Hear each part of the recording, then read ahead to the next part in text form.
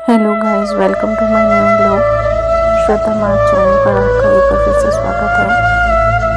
आज हम आपको अपने जीवन से जुड़े कुछ चमत्कार, साईं बाबा से जुड़े कुछ चमत्कार के बारे में बताना चाहेंगे। देखिए, वैसे तो हम सभी अपने इष्ट देव पे विश्वास करते हैं और सभी दर्शक अपने अपने इष्ट देव जो भी उनके प्रिय प्रभु हैं उनको मानते होंगे। तो कल गुरुवार का दिन है, तो सोचा आपको साईं बाबा से जुड़े कुछ चमत्कार हम बता दें। जैसा कि मेरे जीवन में कुछ ऐसा ही चमत्कार हुआ जो मैं आपको साझा करने जाऊंगी। मैं चाहती हूँ कि मैं आप तक उस चमत्कार को बताऊं। मैं ये नहीं कहूँगी कि आप साईं बाबा को मानें, मैं ये नहीं कहूँगी कि आपको उन्हीं भगवान को मानना है जिनको हम बोलते हैं। बस इतना कहना चाहूँगी कि ईश्वर में विश्वास रखना बहुत ज़रूरी है।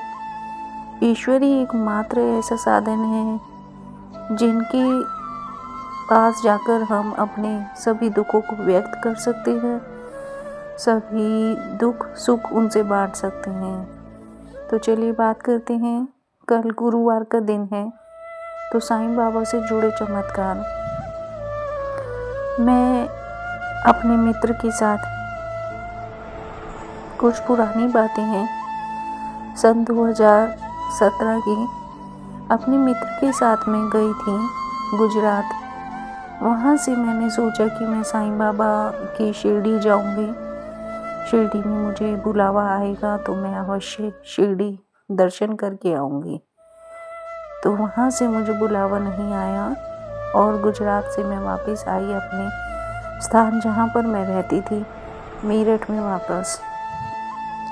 तो देखिए, साईं बाबा को दिल से हमने याद किया तो उन्होंने भी हमें दर्शन के लिए ज़रूर बुलाया। फिर दोबारा मुझे बुलावा आया। किसी एक जन ने अपनी टिकट ट्रेन की कैंसिल करवा दी थी और मैं ट्रेन में उसी जो कैंसिल हुई थी टिकट, जो एक जन नहीं गया था, उसी की जगह पर मेरा जाना लिखा था। जी हाँ, तो मैं उसी टिकट पे मैं शिरडी पहुंची। ट्रेन में बैठे बैठे मैंने साईं बाबा से प्रश्न किया, उनको चैलेंज किया कि अगर आप में कुछ शक्ति है तो मुझे शिरडी में अवश्य बताइएगा। आप में ऐसा क्या है जो इतने भक्त श्रद्धालु वहाँ आते हैं और चढ़ावा चढ़ाते हैं। तो देखिए, मैंने ये साईं बाबा से बोला कि आपको इतने भक्त श्रद्धालु चढ़ावा चढ़ाने आते हैं, आप में श्रद्धा विश्वास रखते हैं, अटूट प्रेम रखते हैं, तो मुझे भी ऐसा कुछ जानना है जिससे मुझे आप पर पूरा विश्वास हो सके। आपने मुझे शिरडी बुलाया है तो मुझे चमत्कार भी करके दिखाना।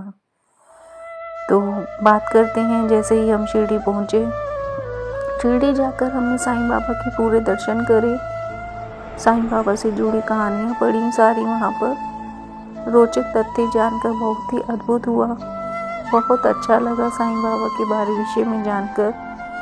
तो चमत्कार कुछ यूँ था, जहाँ पर हम रुके थे, जहाँ पर हमारी रुकने की व्यवस्था थी, वहाँ पर हमारी घड़ी खो गई। जी हाँ, हाथ में पहना हुआ मैंने जो घड़ी पहनी हुई थी वह मेरी खो गई और मैं बहुत ही परेशान हुई। मैं इतनी परेशान हुई क्योंकि वो घड़ी ब्रांड की थी और महंगी घड़ी थी। तो मैंने साईं बाबा से प्रश्न किया, साईं बाबा ऐसा क्यों हुआ? तो साईं बाबा ने मेरे अंदर उत्तर डाला कि बुरा समय चला गया।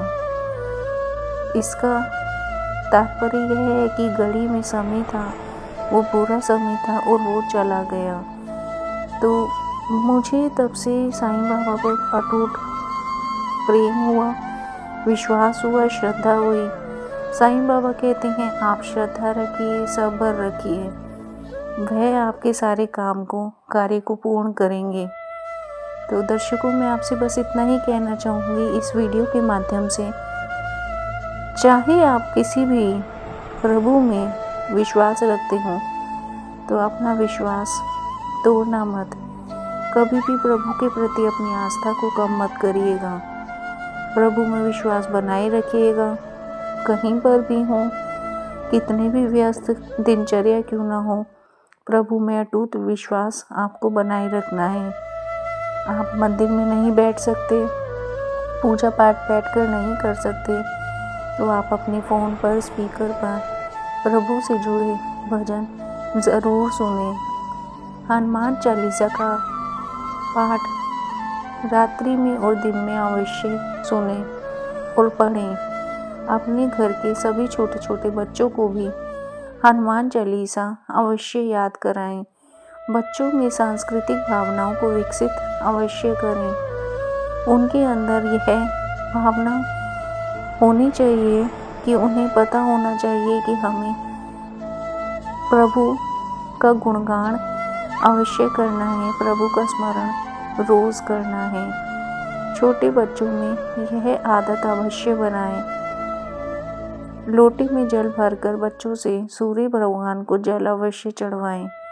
यही छोटी छोटी आदतें आगे जाकर बहुत अच्छी हो जाती हैं और बच्चों में यह आदत परिपक्व हो जाती है। मैं बस इतना ही कहना चाहूँगी, जिस भी प्रभु में आप विश्वास करते हैं, प्रभु के प्रति अपनी आस्था को कम मत करिएगा। प्रभु का गुणगान करते रहिएगा। ईश्वर ही एकमात्र ऐसा रास्ता दिखाने वाले हैं कि वही आपको भरपूर मात्रा में धन धान्य से परिपूर्ण कर देते हैं। ईश्वर की पूजा करने मात्र से आपको विशेष फल प्राप्त होता है। इस दुनिया में कोई भी आपका सगा संबंधी नहीं होता है, एकमात्र ईश्वर ही आपका होता है, जिसके समक्ष आप अपने सभी दुख सुख रख सकते हैं। वीडियो पसंद आए तो प्लीज़ वीडियो पे राधे राधे ओम साईं राम जिस भी प्रभु को आप मानते हैं अवश्य लिखिएगा और हमें बताइएगा कि आपको किस विषय के बारे में जानना है। तो प्लीज़ चैनल को लाइक शेयर और सब्सक्राइब ज़रूर करिएगा। ऐसे आपका आशीर्वाद हम सभी पर बना रहे। ओम साईं राम।